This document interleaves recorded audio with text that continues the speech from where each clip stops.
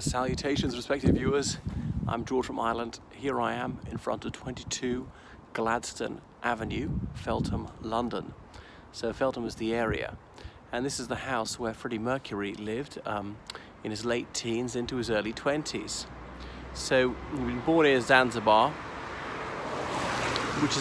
which is an island off the east coast of Africa. It's now part of Tanzania. So he's born to Parsee Indian parents.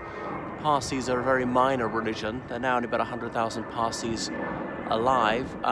It used to be called Zoroastrians, and you must be fully of the blood to be within that faith. They don't proselytize or accept converts.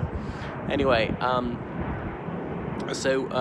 when Tanzania became independent, well, Zanzibar joined Tanganyika to create Tanzania. His father was a colonial civil servant, decided that the situation was not good for them.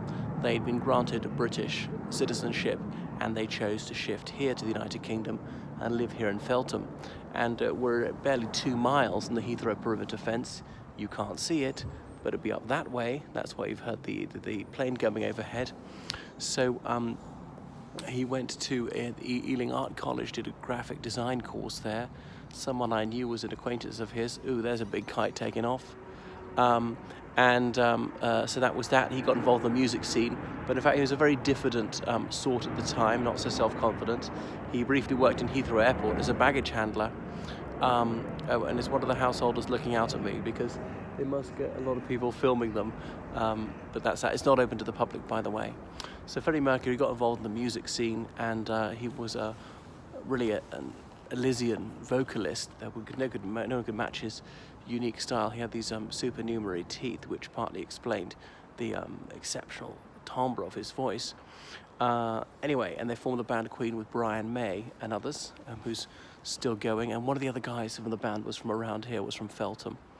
Really, and the rest is history. Just became rock superstars by the late 70s with, Fat Bottom Girls, Bohemian Rhapsody, and Queen had its own song in the 80s, We Will Rock You.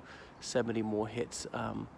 Flash, I can't the other ones. That Barcelona hit he recorded, Montserrat Caballé, in the late 80s, because they knew the 1992 Barcelona Olympics was coming up, but by this stage he knew that he was fatally ill, had contracted AIDS, and died in December 1991, not here, in a house at Logan Place, much closer to the centre of London, Garden Lodge, and he gave that to one of his female friends in his will, and people are always writing things there, leaving floral tributes there. You can't see it, it's got a very high wall. So that is that. I had his funeral at Kensal Green Cemetery, cremated as a Zoroastrian. He shouldn't have been. But there's no tower of silence of which to place his corpse. But anyhow, so his ashes are secreted in a location known only to the woman who inherited his house. So that was Freddie Mercury, Farah Bulsara, as he originally was. So when they came here, they had faced a bit of hostility.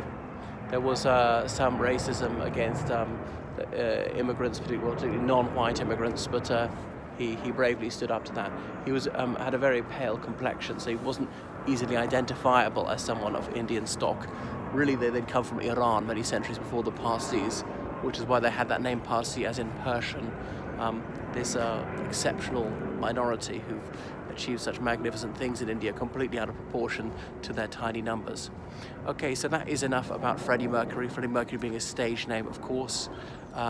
One of the UK's very few Zoroastrians. His sister is still very much a going concern. All right, I shall switch it off now. So please donate to me on PayPal, georgecallahan79@gmail.com. Help me keep going and book online lessons with me, and book me as a tour guide in London. Goodbye.